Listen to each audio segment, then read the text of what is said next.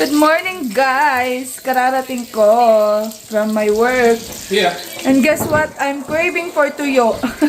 Bango, guys. And then, eto, itlog. Tapos, magsasangag ako ng kanin. Sila naman, ito, American breakfast. Cereal. Magsangag na tayo ng kanin. Luto ng itlog at tuyo. Luto na ang sinangag na kanin. Kain na tayo. Sausawan, pinakurat. Sarap naman. Doesn't like the cereal, guys. Na-prepare ng daddy niya. Kaya bibigyan ko siya ng tuyo saka itlog. Oh, eat na! Then I'm gonna give you the tuyo. Tuyo. Kasi nangag. Ay, yummy. Here. Here. Here, I put egg already. Yummy. Here. Since nagpakita ko sa inyo ng way ko kung paano ako mag-save, although I just started that later last year, sinimulan ko lang siya last week ng November. Dati pa man, guys, nagsisave na ako pero sinisave ko lang siya sa bangko ko. So this year, I would like to challenge myself na magkaroon ng tangible savings. Kasi kapag sinisave ko lang sa bangko ko, nakikita ko na yung exact amount kung magkano yung nasave ko. Although, guys, dito naman sa may saving challenge na pinakita ko sa inyo kanina, although may mga guguhitan ka doon para ma-monitor mo kung magkano, later on mo naman na yun malalaman kung i-compute mo. Pag-usapan natin ngayon, guys, yung expenses dahil related ito, guys, sa savings. Kasi kung malaki ang iyong expenses, ibig sabihin kukunti ang iyong masisave. Kung maliit lang naman ang iyong expenses, malaki ang iyong masisave. Alright? So, ang purpose nito, guys, is maybe to give an idea sa mga gustong pumunta dito sa US, and also maging eye-opener din ito sa mga kamag-anak natin sa Pilipinas, or kung hindi ka man Pilipino, sa mga kamag-anak mo sa iyong home country. Okay? Na hindi ibig sabihin yung mga nasa ibang bansa ay marami lang silang pera, no? Bukod sa, yes, may pera, pero madami kaming bills dito sa US. So that, at least kahit papaano, they will empathize with us. Makakapag-send sila ng message sa atin ng kamusta, hindi para umutang, hindi para humingi, no? Para lang kamustahin tayo if we are still doing well here in abroad. Nabanggit ko nga sa aking previous vlog na si Habi ang nagmamanage ng kanyang sahod. Hindi ako ang naghahawak ng kanyang sinasahod sa kanyang work. Hindi rin ako ang naghahawak ng kinikita namin sa car business and yung mga kinikita namin sa aming tea farm and sugar cane farm. Yung mga kinikita namin, guys, sa aming sugar cane farm and then tea farm ay na isi-save sa bangko and then na ipang-re-reinvest lang ito.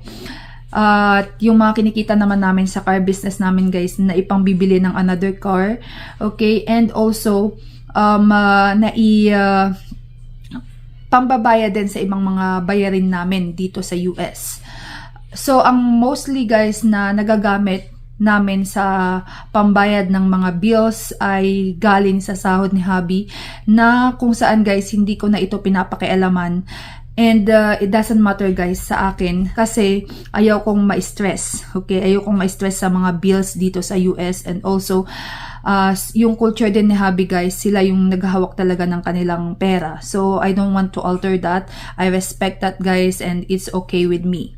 Sa Makatwid, guys, dahil si Habi ang nagbabayad ng mga expenses, hindi ko alam kung magkano yung exact amount nang binabayad namin. Although, alam ko, guys, kung ano-ano yung mga expenses namin. So, I will be sharing that with you. Hindi ko lang isi-share, guys, or hindi ko ma-share kung magkano yung binabayaran namin. Okay?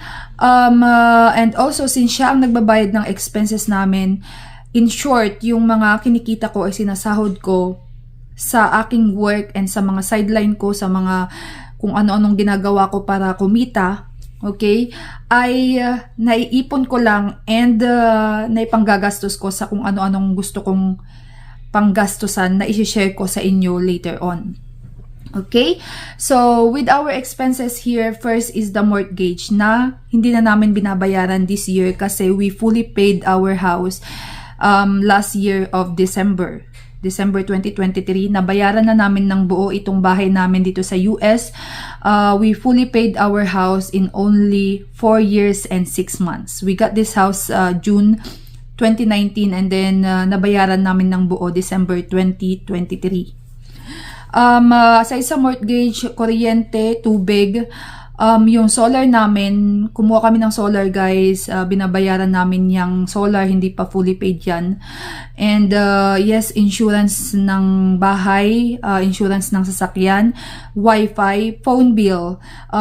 Hindi ako guys ang nagbabayad ng phone bill ko, si Habi ang nagbabayad ng phone bill. Basura, so pinipick up nila guys yung basura namin weekly, so yun binabayaran din namin guys. Yung daycare ni Nathan, yun alam ko yun guys, 2 days a week lang siya pumapasok sa daycare, and yung 8 days in 1 month is $248, and then yung registration fee niya is $50. Minsan guys, magbabayad din ako pag alam kong overwhelming yung bills na namin sa month na yun. So, yun guys, kahit papaano binabayaran ko. Minsan, paminsan-minsan. Pero, mostly si Habi ang nagbabayad nung daycare ni Nathan.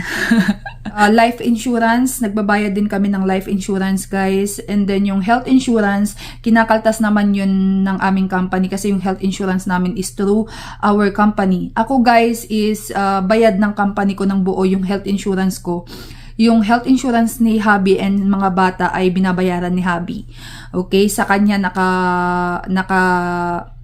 enter yung insurance ng 2 bata. Okay, kung may makalimutan man akong mga bills guys, siguro hindi na yun yung mga major bills. So, yung mga nasabi ko, yun yung mga major bills na pinagkakagastusan namin. Of course, pagkain, ayan, pagkain, mga damit, ganyan, which yung mga damit naman at kung ano-ano ay hindi naman yun regular na expenses, no. Yung pagkain talaga regular yan, and then mga vitamins ng mga bata, mga gamot, ganyan. Okay, yeah, so yun guys, napakadaming bills, libo-libo yun guys. Hindi lang 200,000 sa isang buwan. Ayun, so ganun guys, kalaki ang binabayaran namin dito. So imaginin nyo na lang. Hello guys, andito ako sa bedroom ni Nathan. Tignan nyo to guys, oh. Ito yung old piggy bank niya. Malaki na yan pero nagmukhang maliit dahil dito sa isang piggy bank niya.